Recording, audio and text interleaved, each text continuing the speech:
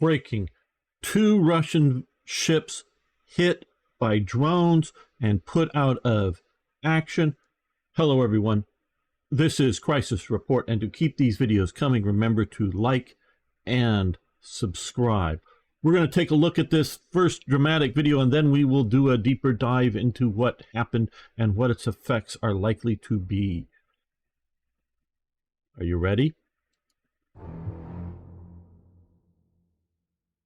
Are you ready?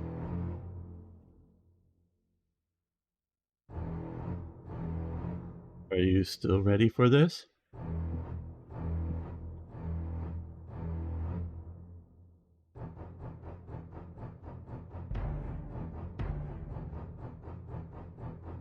Music, yes, added for dramatic effect. Not by me, by Bill DeMaio.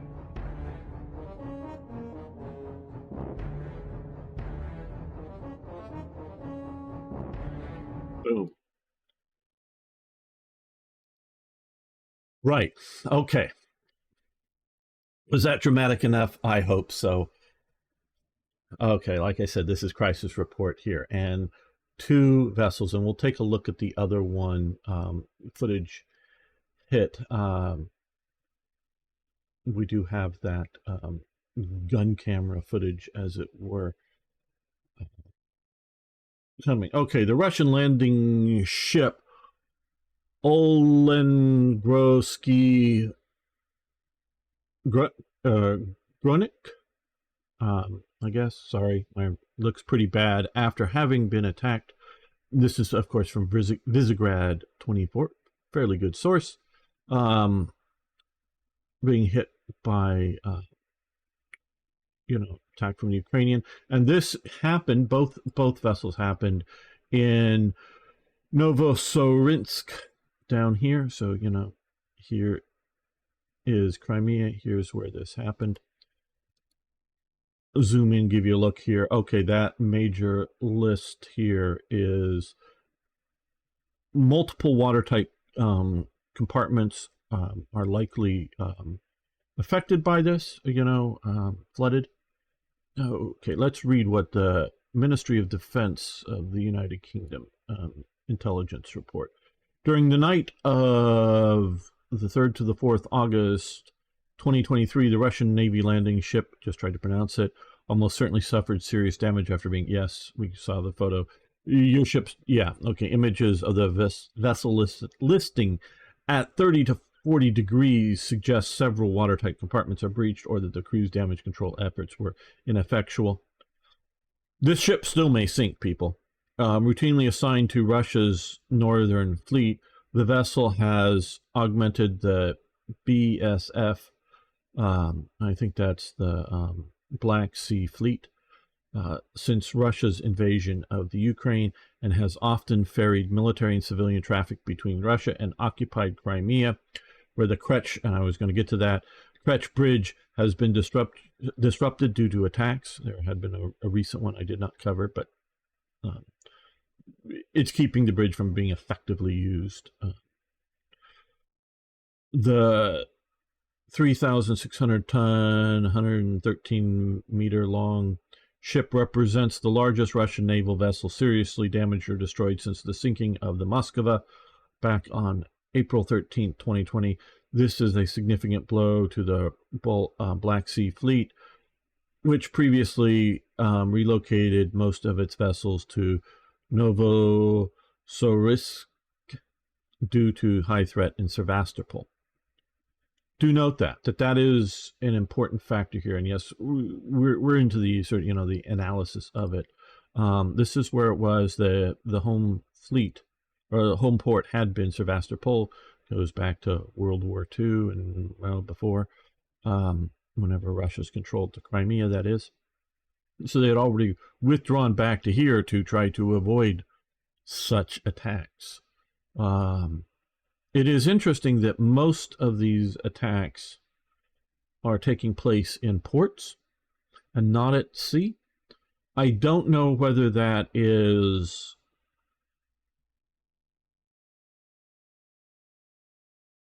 I don't know why that is happening. It could be happening for multiple reasons. Well, the naval vessels will not be, here we will not be squawking their transmit code. We will be looking at this vessel, the other vessel hit here, the Sig. No, it's not the Cool Pistol Company. It's a different thing.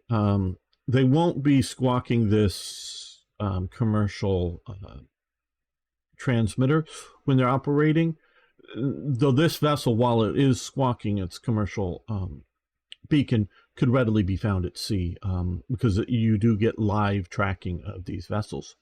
So I don't know whether this is a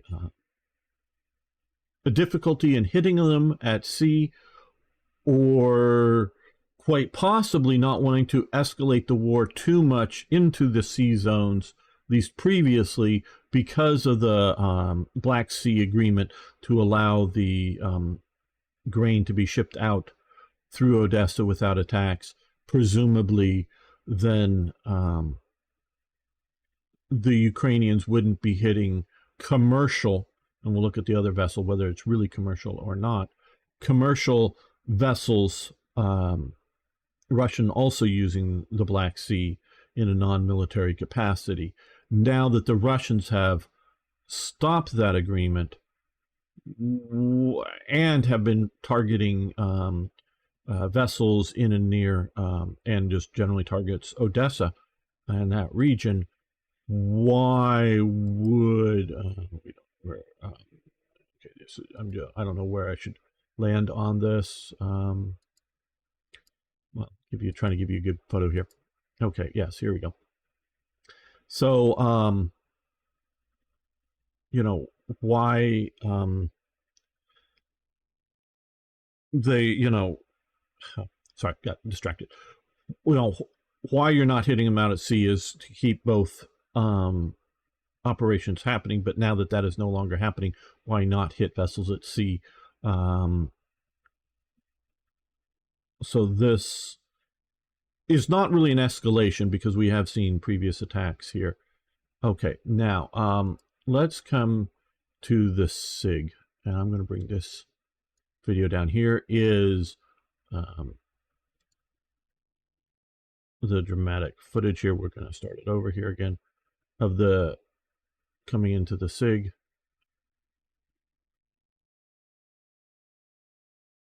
Now do note where they're hitting. They're hitting right here. I don't think this is accidental. This is where your main engine compartment's going to be. If you want to put it out of commission, you want to flood the engine compartments and or destroy the engine compartments. But and not just whether this is full of fuel, and it looks pretty low to me. I'm not an expert on that, but that is not a whole lot of freeboard, so I think it's very likely full. So why these two ships? Okay, this one I don't know the tanker here. We can see this tanker. It's not a very big tanker as tankers go. No smoking. Interesting that it's in English and not in Russian, but or in big letters in both. Just interesting. This might just be a target of opportunity, because they may have launched 2 of these drones, and when one significant, hit its target, well, instead of, because the other ship is put out of action. Both these ships are put out of action. Now, that doesn't mean they can't be salvaged and repaired. I don't know the extent of the damage, but they are not going to be operating for months at a minimum, if ever, potentially. Who knows? They may end up sinking. We don't know. Things can happen between where they're sitting now and by the time they get into a dry dock. We don't know what's going to happen there.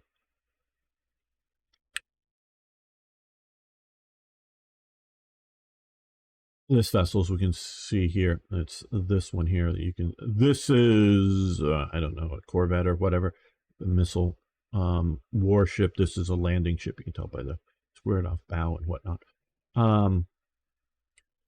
This vessel's designed as an amphibious landing vessel. So this vessel is critical to support military operations that are with the Kerch Bridge in less than full functioning capacity right now.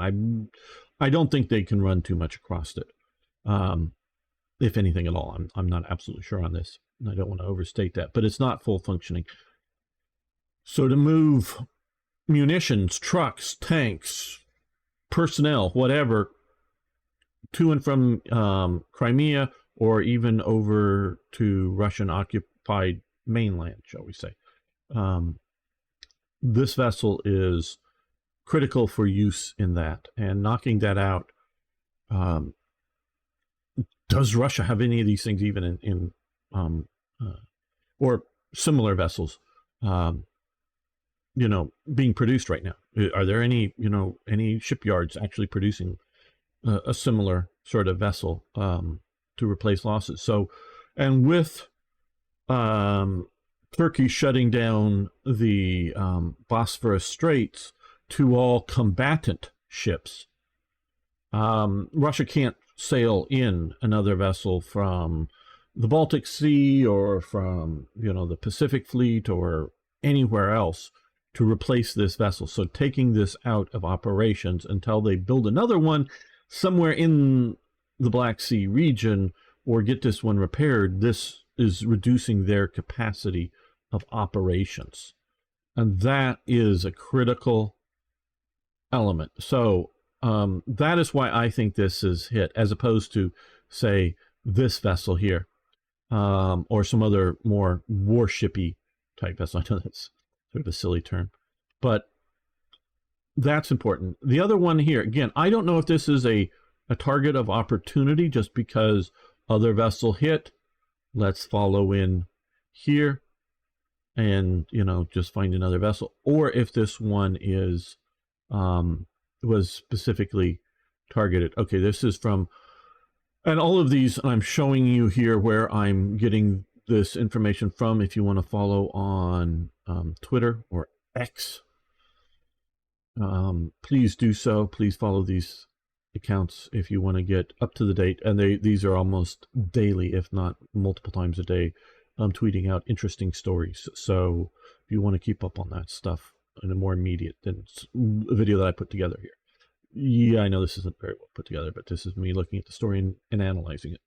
Hopefully it's of interest and entertaining. Okay, so the SIG says prolific sanctions violator and major lifeline for the Russian war effort in Syria, which is interesting. So this, I don't, it is presumably owned by a company here and not owned specifically by the Russian Navy here, but we will see. I've not read all this in detail. It's just quickly skimmed. In 2019, the U.S. Department of the Treasury Office of Foreign Assets sanctioned the SIG, along with several other vessels and individuals, for participating in a sanction evasion scheme to facilitate the delivery of jet fuel to Russian forces operating in Syria. Savastopol is behind the sanctions evasion conspiracy orchestrated by 3 individuals designated today to make payments and facilitate the transfer of supplies of jet fuel to Russian forces operating in Syria in support of the Assad government. Now, this is one thing there's also been, and I've been derelict in covering some of these stories.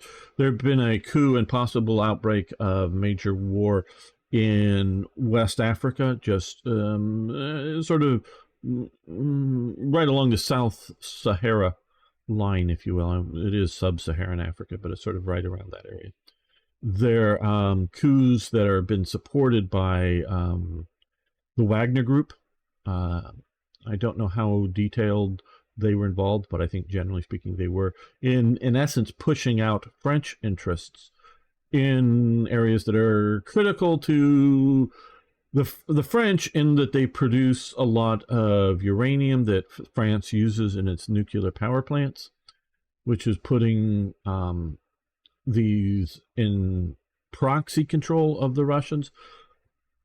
I don't know if the Russians are doing this just simply because they can, or doing this because they want to be able to at some point choke off, as a negotiating tactic. France's access to the uranium, or simply wanting to skim off profits um, for themselves. But Russia is not just fighting in Ukraine. And this is the Russian Empire, as I think it should be called, has a lot of irons in the fire, because we can look here. This area of Georgia is still occupied. I mean, this is the international recognized boundary of Georgia. This is a breakaway state. So technically, even Russia sort of recognizes that as a boundary. And this is the other area here. Both of these areas are supported by Russia. They without Russia's support, I'm sure they couldn't hold on against a Georgian offensive by this point. And there is very much, I believe, the idea that if Georgia were to take direct action against either one of these breakaway states, Russia's military itself was at least a threat of intervening, whether to invade Georgia again. They did cut Georgia in half once. George Bush the Younger forced them to withdraw after their successful and quick invasion, which I must say the Bush administration did very well. For that, Russia cuts Georgia in half. The Bush administration moves in naval assets into the Black Sea, threatens Russia enough to get them to withdraw. So whether this action by Putin or Medvedev, I don't know who was president at the time, but it's definitely Putin behind the scenes, if not president. I know I'm digressing here. Whether he was looking to do a total, annexation, or simply put a leader, a puppet state, more friendly to Russia in power as a gradual step, I don't know. But they won militarily, but lost strategically in that they had to withdraw, and it reinforced Georgia's reliance on Western powers, particularly the United States and NATO. So it moved them more firmly politically, economically, and other things out of the Russian camp into the West, more so, in that if you want to be Georgian and not have your own country and not be absorbed by the Russian Empire, you can't sort of play a middle road or whatever. You have to be in a you only function because you have the support of Western powers. So that is a critical element of it. So I would say a strategic failure on Putin's part there, which is what's happened. Of course, this is a strategic failure so far in Ukraine for Putin. Right. So back to this vessel here. ONS and technical here, dug up Sig's ASI record from the past year, and tells a very clear story of nearly monthly fuel delivery. Sig would sail ASI on, that's the tracking beacon on, until hit the Eastern Mediterranean, go dark for roughly a week, and then pop back up heading towards Russia. So, come out here just south of Cyprus, go dark, head into somewhere presumably in a Syrian port, and head back out. Thankfully, OFCA gave us pretty good idea where these transactions facilitated the sale and delivery of jet fuel, 2016-17 Syria, which was used by Russian military aircraft.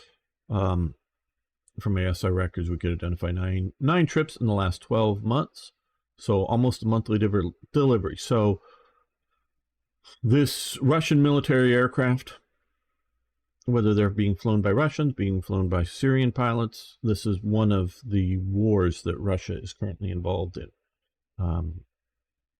Pulling Sentinel imagery is able to ID the SIG sitting off the coast on 3 of these trips. So yeah, that's probably it. I mean, I can't tell, but yeah. Has been absolutely on top of SIG. Okay, this thing will follow that. and its sister ship Yaz since 2020. You can actually see both Sig and Yaz sitting off the coast of Beninaz. I don't know that. It was major ID confirmation in low risk Sentinel data. Right. Okay. So that's probably these or that and that. Maybe that and that are the two vessels here transferring fuel. All right. So, like I say, the Russian Empire is fighting in multiple conflicts. We have the Georgia one I just mentioned. We have Transnistria. I know I'm butchering that one too. This little breakaway area. Probably should really turn it over to Ukraine. Just call that river the boundary there. But and do some sort of land swap here. I don't know. But the breakaway from Moldova. Some of these states. When empires break up, it's ugly. It's ugly. The only reason this breakaway state exists, again, because of Russian funding and to some degree the threat of some sort of Russian intervention. Because whether it's Moldova or Ukraine coming, or not Ukraine, Romania coming in, they could clean this area up. I'm not saying it's not going to be a fight, but it can be cleaned up. And there's not enough wealth here to keep funding the feudal-like militaries that exist there without Russian funding. I believe all of these little states around organizations and whatnot, like the breakaway there, are all excuses set up for Russia coming in to protect ethnic Russians. That's again in the Baltic states, is another problem. This is pushing the Baltic states. So Russia has just lost half of its current capacity to supply fuel, jet fuel or otherwise, to Syria. Syria is an oil producer, but jet fuel and other types of fuel can be need specialty refining that they may not be able to do in Syria, presumably. I don't know if H.I. Sutton, always covert shores. Give him a follow here. He is, you saw the satellite image of some of that there. That's heavily listing. Very good at covering things naval, including narco submarines. If you're interested, yeah. Going under the bridge there. Right, so this is seriously hurting Russia's capacity to function inside of Ukraine. It is seriously hurting Russia's capacity for its other wars, because without a replacement of that vessel, you've just removed, and if it was just those two doing the run, you've removed half of the cargo capacity of those vessels, and that has to slow down jet operations until you have a replacement vessel in hand. Now, one sort of final thought here for people. I know this is getting long, but I am sure navies, and I hope governments, those are two different things, the political decision makers, but I'm sure navies are watching this actions going on, the sea parts. Big navies like the United States have gotten very comfortable out at sea, thinking that they are fairly safe. Well, that looked like a fairly cheap, I mean, it may be $10,000, $20,000 or more, I don't know, to build a drone like that came and attacked those two vessels. I'm not saying it's like you and I can easily afford these, but governments can afford these. They're cheap for governments. And they can be built stealthy. Not invisible maybe, but stealthy. I don't mean invisible from the eye, but I mean from detection equipment coming in. They can be built stealthy. Governments need to pay attention. Navies, I'm sure, paying attention to this. Yes, these are happening in ports. I'm not sure whether it's a targeting situation, a political situation. Over the Black Sea agreement for cargo shipping out, or others, why it's happening in ports, just maybe not wanting to escalate it out at sea. I'm not sure. Or whether, like I say, it's a targeting problem. But targeting can be done. You can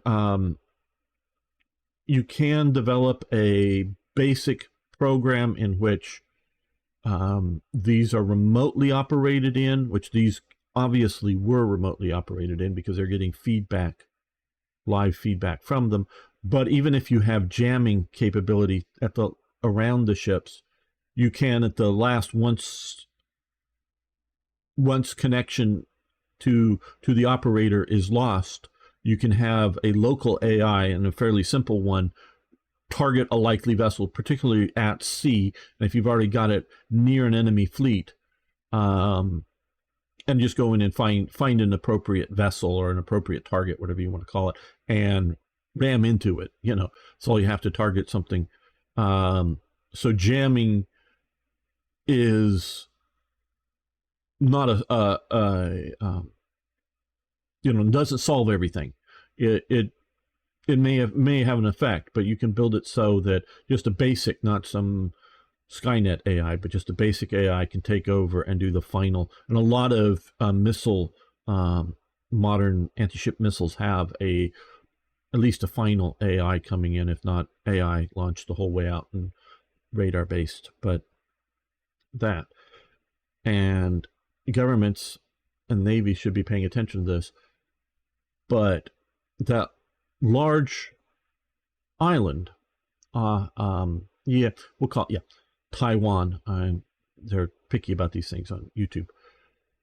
Taiwanese government and Navy, you should be looking at these things, and you're smart enough and have enough technology, build a shit ton of these things yourself, and so any invasion fleet should be able to be hit with wave after wave of these excuse me, small targeting drones, relatively small, that would come in, and anybody, whoever might be thinking about doing a naval invasion, should take this into account, that there can be wave after wave of these vessels being launched at you that can have an outsized impact, even if you're shooting. So all it takes is one. If you have 10 or 20 coming at your ship, if just one makes it, that's all it takes. So think about that, as naval warfare is changing right now. Thanks, everyone. Remember to subscribe and like the videos if you want to keep these coming. I hope to keep more active on this. Thanks, everyone.